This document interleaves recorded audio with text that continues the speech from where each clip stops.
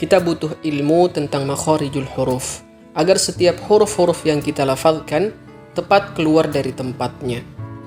Oleh karena itu, secara khusus bagi para pemula, alangkah baiknya bersama-sama kita belajar tentang makharijul huruf dalam video kali ini. Untuk mempersingkat durasi, kita langsung saja masuk ke pembahasan tentang makharijul huruf. Makharijul huruf terdiri dari dua kata, makharij dan al-huruf.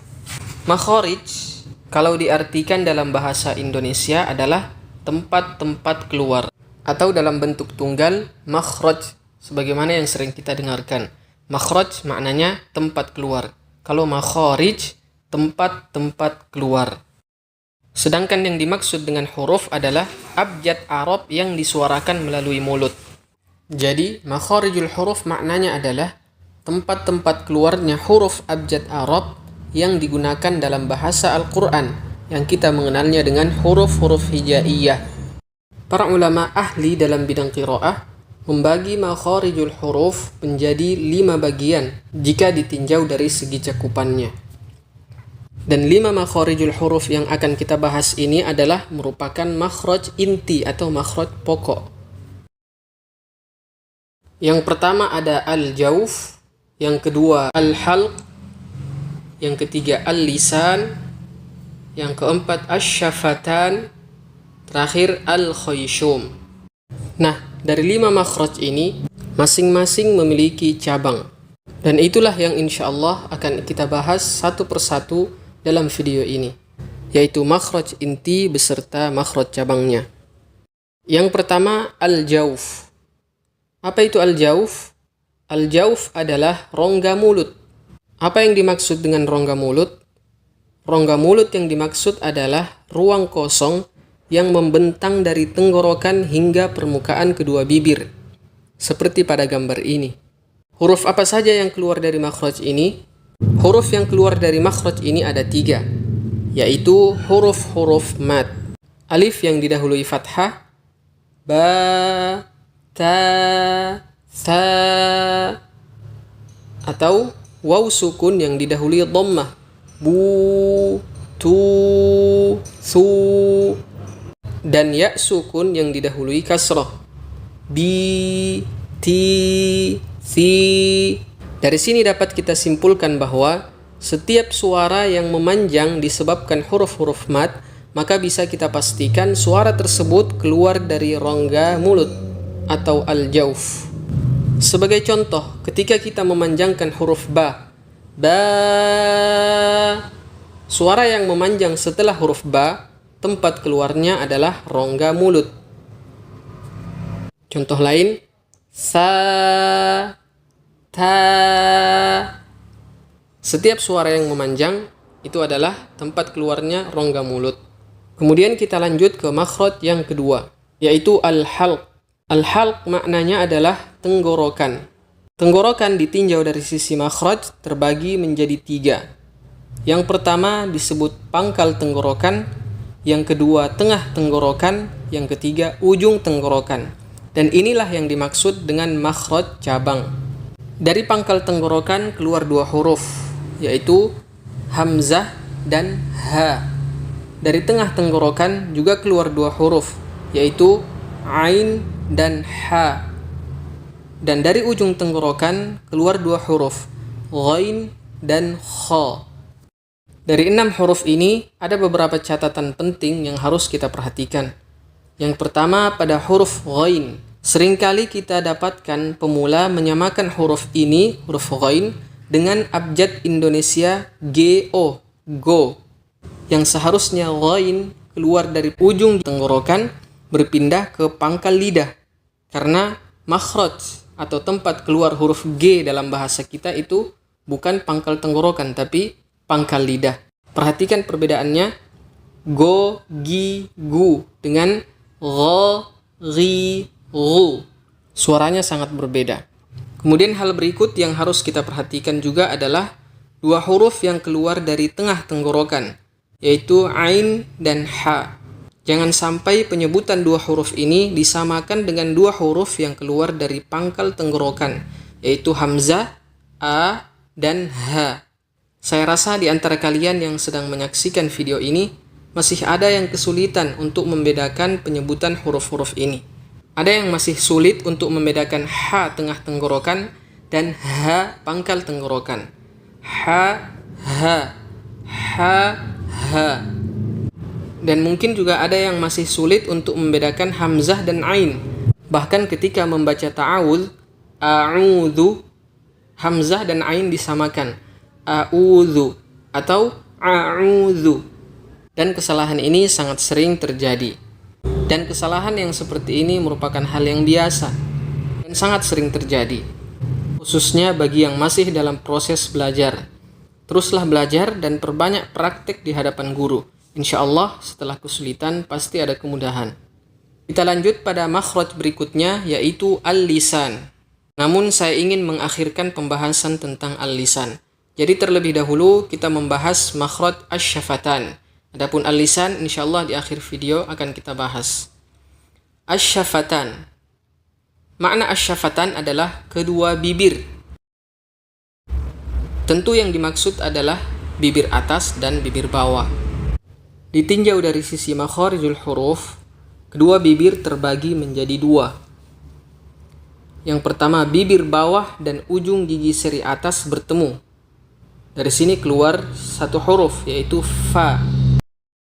Yang kedua, bibir atas dan bibir bawah bertemu. Dari sini keluar tiga huruf, ba, mim, dan waw. Untuk huruf waw, ada sedikit cara yang berbeda dari dua huruf lainnya, yaitu huruf waw tidak perlu sampai merapatkan antara bibir atas dan bibir bawah, sebagaimana yang kita lihat pada gambar ini. Wa, wi, wu. Kedua bibir tidak perlu dirapatkan. Kemudian makhraj berikutnya adalah al-khayshum. Al-khayshum adalah rongga hidung. Pada umumnya, ketika kita bersuara, katup yang menuju ke saluran rongga hidung tertutup. Namun ada huruf-huruf tertentu yang mengharuskan katup yang menuju ke saluran rongga hidung terbuka, seperti pada gambar ini. Sehingga mengalirlah suara melalui hidung. Dari makhraj ini keluar dua huruf, yaitu mim dan nun. Ma, mi, mu. Na, ni, nu. Untuk membuktikan dua huruf ini mengeluarkan suara melalui hidung, kalian coba sukun kedua huruf ini sambil menutup hidung. Dan hasilnya bisa kita pastikan suara mim atau nun tidak akan terdengar sempurna. Contohnya, ab, ab, ad, ad. Nah, kalian bisa dengar sendiri dan kalian bisa praktek sendiri. Kemudian makhraj berikutnya adalah al-lisan, lidah. Dan seperti inilah penampakan lidah. Lidah ditinjau dari segi makhraj terbagi menjadi beberapa bagian. Ada ujung lidah, tengah lidah, pangkal lidah, tepi lidah bagian belakang, boleh kiri atau kanan, tepi lidah bagian depan, sampai ujung lidah. Dari setiap bagian-bagian ini ada huruf yang keluar. Dan perlu kita ketahui bahwa setiap bagian-bagian lidah yang kita sebutkan tadi harus memiliki landasan, atau dalam bahasa lain, tempat menempel. Nah, agar lebih jelas, insya Allah kita akan menjelaskan apa saja landasan atau tempat menempelnya bagian-bagian dari lidah tersebut. Dan huruf-huruf apa saja yang keluar darinya. Kita mulai dari pangkal lidah. Makhraj dari pangkal lidah terbagi menjadi dua. Dan inilah yang disebut dengan makhraj cabang juga. Yang pertama, pangkal lidah menempel dengan langit-langit paling belakang. Keluar darinya huruf qaf. Dan yang kedua, pangkal lidah menempel dengan langit-langit belakang, tapi agak ke depan sedikit setelah makhraj huruf qaf. Dari sini keluar huruf kaf. Agar lebih jelas, coba kalian perhatikan posisi lidah pada gambar ini. Makhraj huruf qaf lebih dalam dari makhraj huruf kaf, sehingga harus menghasilkan suara yang berbeda dari kedua huruf. Contoh, ko, ka, ko, ka. Kita coba memberikan harokat dhammah. Ku, tu, ku, ti, ki, ti, ki. Sampai di sini jelas ya? Kita lanjutkan. Makhraj berikutnya yaitu tengah lidah. Landasan atau tempat menempelnya hanya satu, yaitu tengah lidah dan langit-langit yang berada di atasnya. Dari sini keluar 3 huruf. Jim, sha, ya. Ja, sha, ya. Ya, ji, ju. Sha, shi, shu. Ya, yi, yu. Perhatikan posisi lidah pada gambar ini. Meskipun 3 huruf ini tempat keluarnya sama, namun masing-masing memiliki cara yang berbeda. Huruf jim, ya, ji, ju, tengah lidah harus benar-benar menempel pada langit-langit di atasnya. Sedangkan huruf shin dan ya, tengah lidah dan langit-langit di atasnya tidak begitu menempel seperti pada gambar ini. Sha, ya. Sha, shi, shu. Ya, yi, yu. Kita lanjut ke makhraj selanjutnya, yaitu ujung lidah. Ujung lidah memiliki beberapa landasan atau tempat menempel. Yang pertama, ujung lidah dan gigi seri bawah. Dari sini keluar 3 huruf. Sin, zai, sod. Kita bisa melihat posisi lidah pada gambar ini. So, si, su. Sa, si, su. Za, zi, zu. Untuk huruf sod, pangkal lidah harus sedikit naik seperti pada gambar ini, agar menghasilkan suara yang lebih tebal. Kemudian landasan atau tempat menempel ujung lidah berikutnya adalah ujung lidah dan ujung gigi seri atas. Hurufnya ada 3. Sa, zal, wo. Perhatikan posisi lidah pada gambar ini. Pastikan ujung lidah kalian menempel pada ujung gigi seri atas. Untuk memastikannya, kalian bisa melihat menggunakan cermin. Wo, sa, za. Wo, sa, za. Jangan sampai ujung lidah menempel ke gusi atas atau menempel ke gigi seri bawah. Kemudian landasan atau tempat menempel ujung lidah berikutnya adalah ujung lidah dan pangkal gigi seri atas. Yang dimaksud pangkal gigi seri atas adalah bagian gigi seri yang mendekati gusi seperti gambar ini. Dari sini keluar 3 huruf. Ta, dal, po. Po, ti, tu. Ta, ti, tu.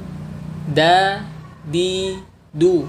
Untuk huruf to, pangkal lidah harus sedikit naik agar menghasilkan suara yang lebih tebal.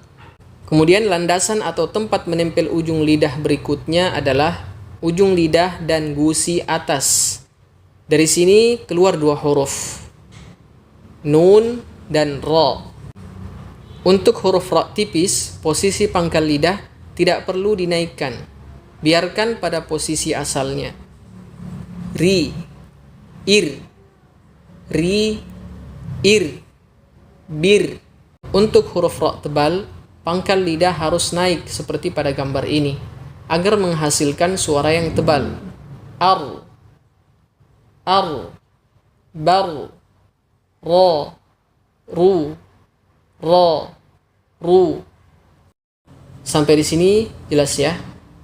Kita sudah membahas pangkal lidah, tengah lidah, dan ujung lidah. Sekarang kita lanjut ke tepi lidah bagian depan hingga ujungnya.